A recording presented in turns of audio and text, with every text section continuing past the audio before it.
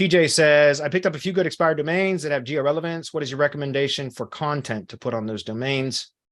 My thoughts are either to just do a Wayback Machine rebuild or just put content about the city.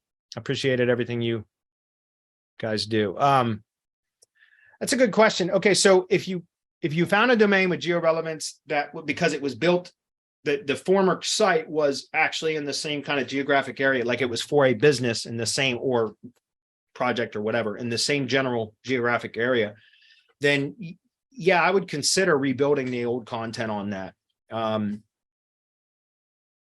It's interesting because I've been testing a few ways to find geographically relevant domains too, and I found a few methods that I've done. And what I like to do is, instead of slapping up the old content, is I like to find out what the old content was about and place similar content on it. Part of the reason I don't like to rebuild old sites is because there could be potentially some legal issues from that.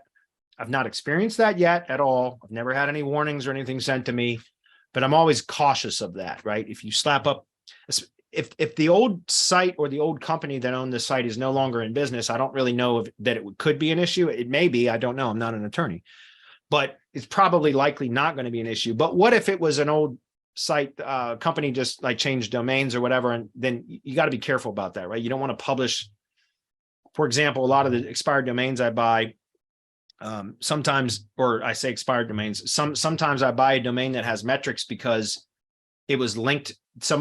It was supposed to be there was a misspelling. It was a misspelled domain, and the link that is producing all the trust flow just typoed the link. And so there's a domain out there that has a lot of trust flow and whatever topical trust flow category I want it to be in, right? But it was just a misspelled domain. So it was never actually published.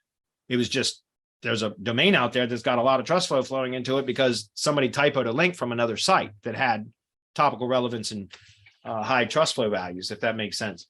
So the point is, what do you do then? Could you actually use like that company name in that domain? No, because it's likely that company exists online, right? And you don't want to get any kind of like trademark issues, trademark infringement issues and things like that. So you just got to be careful about that. What I like to do is look at the Wayback Machine. What was the former content about? And then produce new content that's similar in the same topic, but is unique, right? So that you're not, like I said, for that, a lot of the times I'll just do an HTML site.